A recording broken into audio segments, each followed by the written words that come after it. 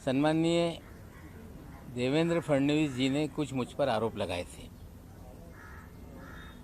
और उसका कल ही मैंने खुलासा किया, लेकिन कुछ अधिक जानकारी मैं देना चाहता हूं। जो देवेंद्र जी ने कहा कि आपके मंत्री रहते हुए सलीम पटेल के बारे में आपको जानकारी थी कि नहीं।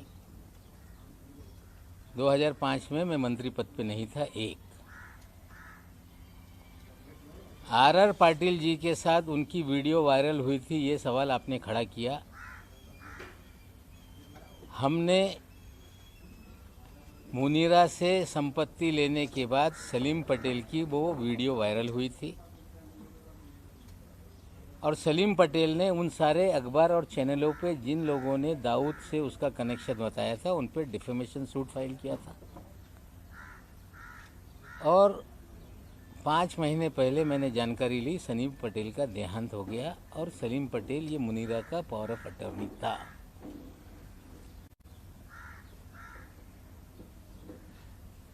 सरदार वली खान के बारे में उन्होंने कहा कि सजा याफ्ता मुजरिम से आपने कोई लेन देन किया है। 2005 में वो कन्विक्टेड नहीं था।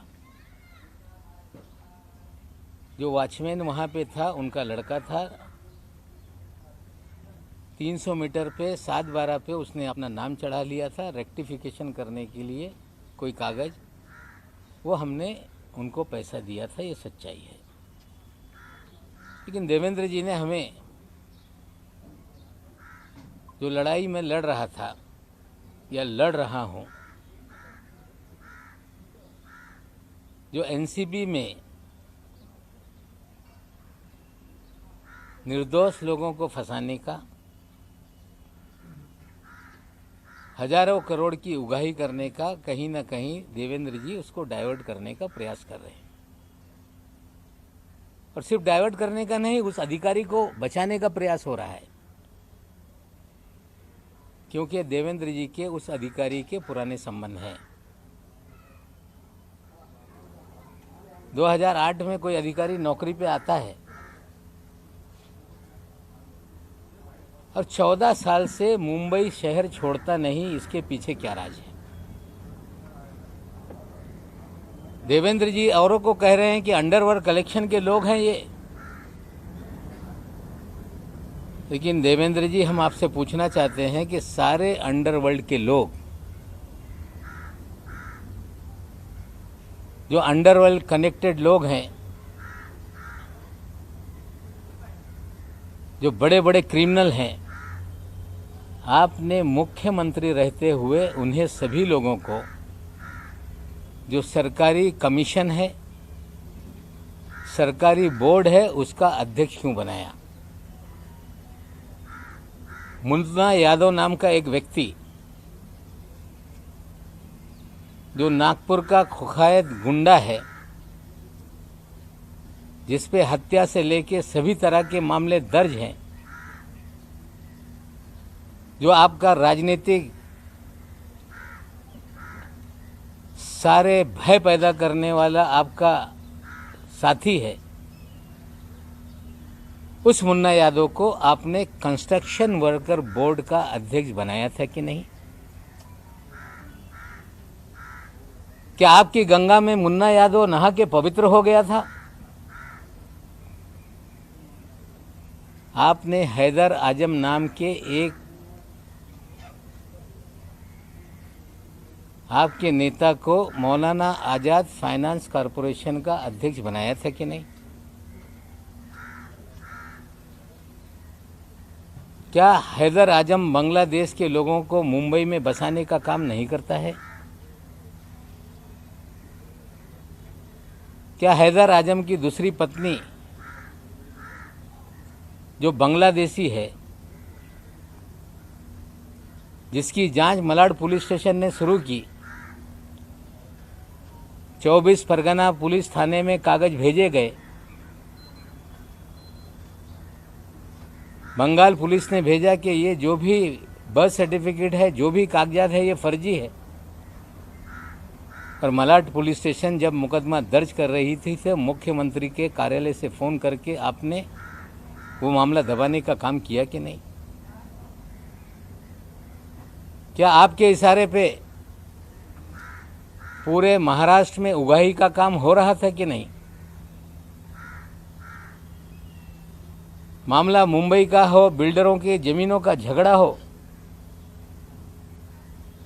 मामला थाना में जाके कंप्लेंट करके दर्ज करके वसूली की जाती थी कि नहीं?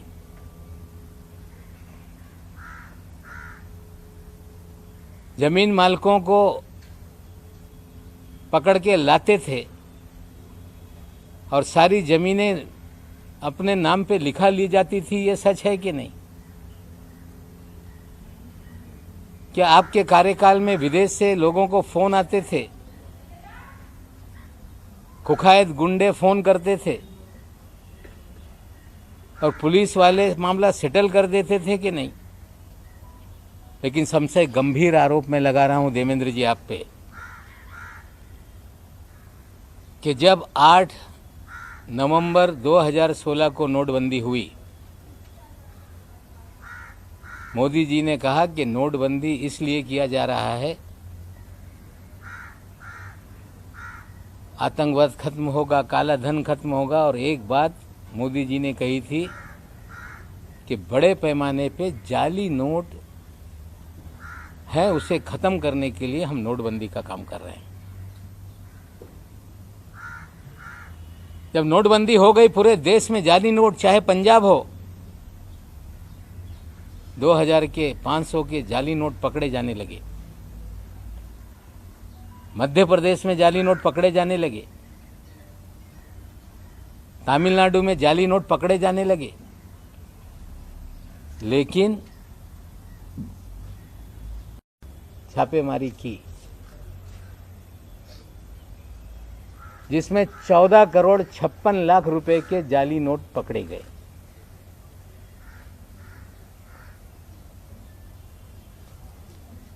और उस मामले को रफा दफा करने के लिए देवेंद्र जी ने उसमें मदद करने का काम किया।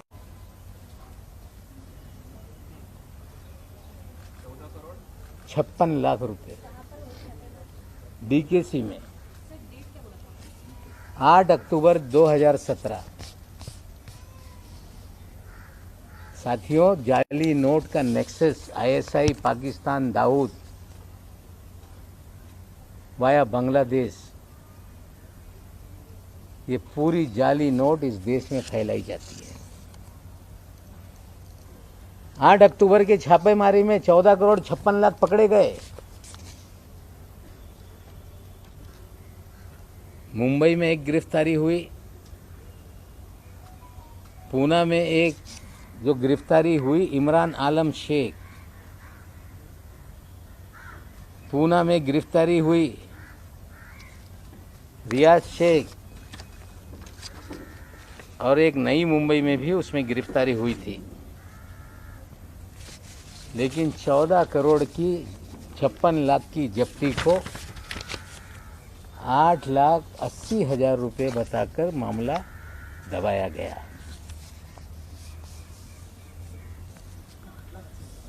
8,80,000 बताकर मामला दबाया गया। पाकिस्तान की जाली नोट भारत में चले,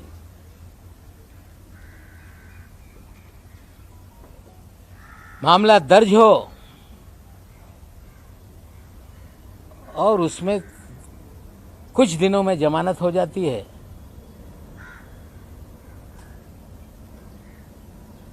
मामला एनआईए को नहीं दिया जाता। नोट कहां से आ रही थी उसकी अंतिम जांच कभी आगे नहीं बढ़ती, क्योंकि जो लोग ये सब जाली नोट का रैकेट चला रहे थे उन्हें कहीं ना कहीं तत्कालीन सरकार का संरक्षण था। कहानी बनाई गई कि वो तो कांग्रेस का नेता है। इस शहर में